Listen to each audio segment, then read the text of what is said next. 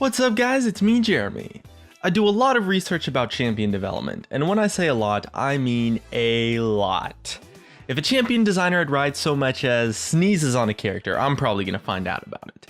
And with that research comes a lot of boring stuff that I filter out, but amongst all of the piles of threads that I read through, the messages that I send, and the topics that I investigate, I also encounter a few hidden gems that just blow my mind and are absolutely incredible. And although I might still make what could have been videos for these champions in the future, think of those as like an individual album and this as like a greatest hits compilation. Abbey Road was a masterpiece, but that doesn't mean I don't enjoy rocking out to the Beatles' greatest hits every once in a while. You get the idea. This is the best of the scrapped abilities that could have made it into League of Legends, but didn't for one reason or another. And I'm hyping this one up because I truly believe that these abilities are just something extra special, and so much more than what we've looked at in past compilation videos. So as always, if you guys enjoyed the video, hit that like button, and if you don't, hit that dislike, and let's get started. The first ability we have is one that existed in one of the original designs of the Urgot rework. For those who don't know, Urgot was planned to receive a rework this year, but it's been shelved and is currently no longer in development since the team that worked on him was unable to capture a meaningful gameplay design that kept his theme intact. All of the successful designs just made Urgot a completely different champion, and his rework is probably expected for 2017 or maybe even later now. One of the abilities that was used during the different potential versions of the Urgot rework was this Jace Gate type of ability. However, instead of speeding up allies that passed through it, what it did instead was that it multiplied allied projectiles that were shot through it. So for example, if you shot an Ashe ultimate through this Urgot Gate ability, you would get 3 Ashe ultimates coming out of it in a volley-like formation. It turned every skill shot from you and your allies that passed through it into 3 different ones. And this is one of the few cases where yeah, the ability was as crazy as it sounds, especially since it was not his ultimate. The designer who worked on the ability described it as just being totally absurd. It was cool as hell and would have been so much fun to play with, but it was also completely broken, impossible to balance, and to top it off, it was impossible to code too. This ability pretty much broke the entire game, and although it was fun as hell, it was just impossible to make work with the engines. The Riot designers love to try out crazy ideas on the off chance that they just might be super fun, and although this Urgot Gate was fun as heck and was totally insane, it just had too many things stacked against it. Our next ability comes from our man Riot Gypsy Lord, a lead champion designer at Riot Games. When I was talking to him about some information revolving around Gnar, he shared an unrelated ability with Echo that actually just blew my mind. During his development for quite a long while, Echo's original W was actually his Chrono Break. It was his ultimate.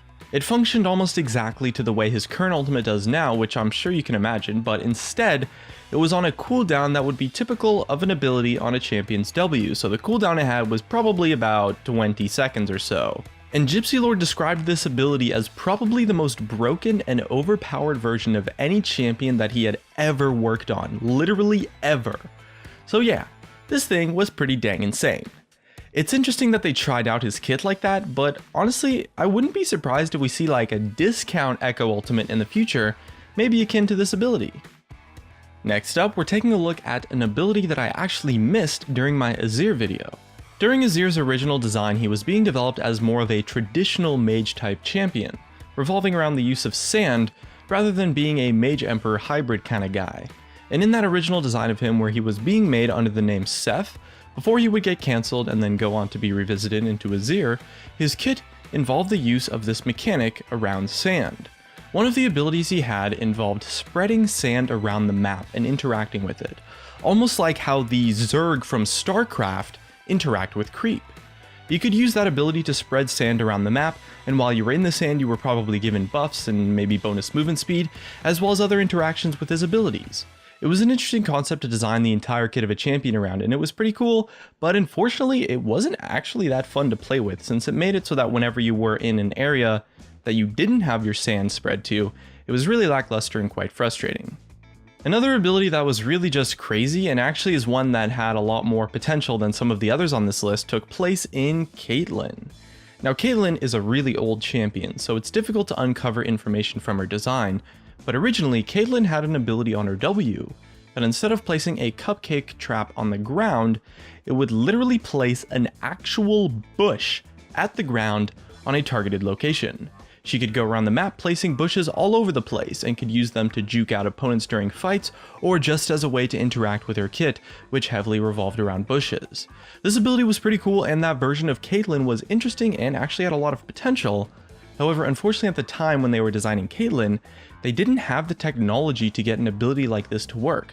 Remember, this isn't the reworked Caitlyn, we're talking about the original Caitlyn that was designed in 2010. And because of that, it was removed and they decided to go with an ability that was much simpler, while also keeping the bush theme kind of within her kit by giving her the headshot passive that interacts with bushes a little bit. But this ability definitely had a lot of potential, and it's actually possible that it may even exist in the future, now that the design tech has evolved a ton for champions over the past few years. The next ability we're taking a look at involves a little short story about an interesting development cycle that could have occurred. The Juggernaut update back in Season 5 was a pretty big deal because it was the first instance of Riot doing this massive rework to a bunch of champions. However, what you might not know is that Udyr was originally planned to be part of the Juggernaut rework. Udyr was going to get a rework on the scale of, Garen and Darius and the others, and he definitely falls into the category of being a Juggernaut, so I could see why that would happen, but it was eventually decided that he didn't need a rework. And they probably had tested a few other champions too for being reworked as well, that the team eventually decided against. And during that phase of the team attempting to construct a rework for Udyr, one of the abilities that he had would allow him to spawn additional neutral monsters on the map. They really took the idea of him being a farm-heavy jungler and just pushed it to the max by giving Udyr the ability to spawn what were essentially just additional jungle camps for him to farm from. And they weren't just any odd normal jungle camps, they were like crazy-ass monsters on steroids that did some crazy things during combat, but also upon the kill too, that made for a meaningful reason for opponents to contest them, rather than Udyr just getting a bunch of free extra monster kills and XP.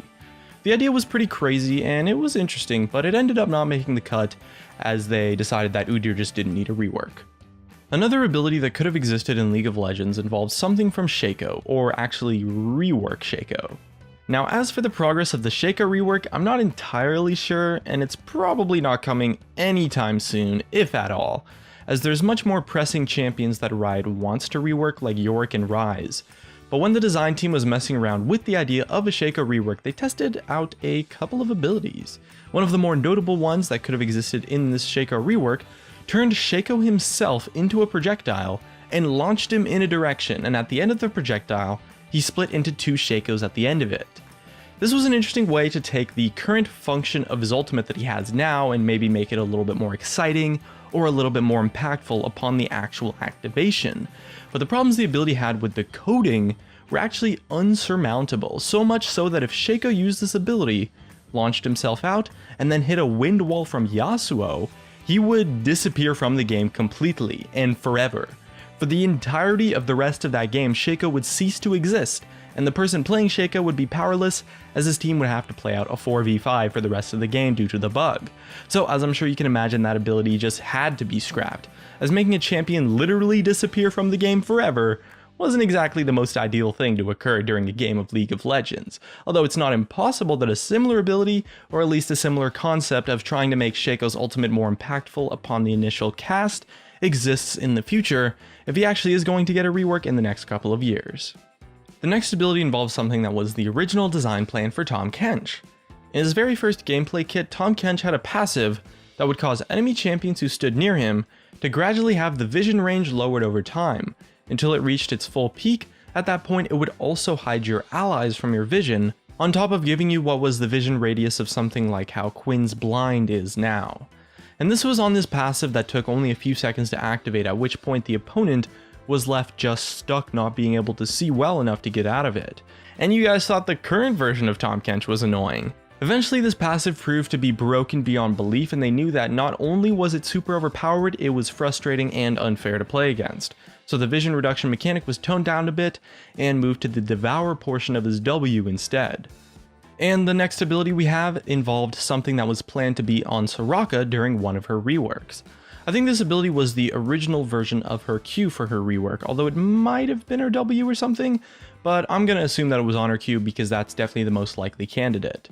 Anyway, this ability, instead of being an offensive damaging skill shot, it was an area of effect, Mikael's Crucible for her allies. So it would throw down a zone and then any allies that were in it were given a nice little heal and were also cleansed of all crowd control and debuffs. It functioned pretty much exactly how you could expect Mikael's Crucible to, except it was in an area of effect radius and on a much shorter cooldown. With some cooldown reduction, it was likely that you could be using this ability multiple times in fights. Now, cleanse effects are something League of Legends haven't really explored all that well. I believe the designers much prefer spell shields as a mechanic over cleanse to avoid some ability, but there's no doubt that this Soraka ability would be pretty insane, and it would honestly just hard counter such a large amount of champions in the game to where she would just become a ridiculous champion herself. Cleanse is a really weird mechanic in League because versus a lot of champions, it's a total hard counter, while versus others, it's honestly kind of useless. And that situationalness of an ability is something Riot really likes items to have, or maybe summoner spells, but it's very difficult to put on an actual champion.